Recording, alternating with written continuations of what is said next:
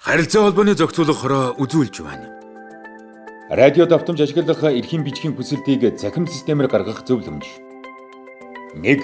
Харилцаа холбооны зохицуулах хорооны CRC, CIG, GOV, CIG, MN захим хуудсанд хандна. 2. Тусгай зөвшөөрлийн захим систем зэсийг сонгож, байгууллагаар бүртгүүлнэ.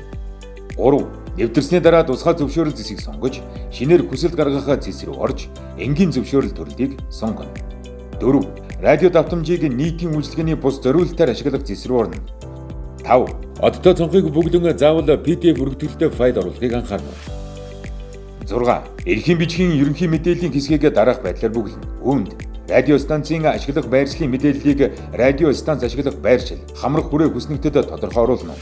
Ашиглах радио станцын техникийн үзүүлэлтэнд тохирсон радио давтамжийн зурвасыг сонгоно. Мөн сувгийн тоог оруулна. 7. Радио тоног төхөөрөмж 3 дугаар хэсгийг бүглэхэд ашиглах радио тоног төхөөрөмжийн мэдээлэл хэсгийн загвар файлыг татаж бүгдэж хавсаргана. Станцын техникийн үзүүлэлтийг хавсаргана. 8.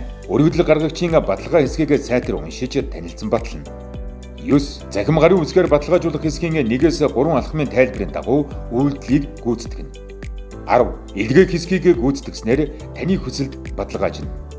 Харилцаа холбооны зохицуулах хороо иж бүрлийг хангасан хүсэлтийг зөвшөөрлийн тухай хуулийн 5-2 дугаар зүйл заасны дагуу энгийн зөвшөөрлийг ажлын 10 хоногийн хугацаанд багтаан шийдвэрлэх бөгөөд шийдвэр гарсны дараа ажлын 10 өдрийн дотор гэрээ байгуулж радио давтамжийн ашиглалтын төлбөрийг төлснөөр эрхийн бичгийн гэрээ гэрчлэгээ баталгаажин танд олгогдно.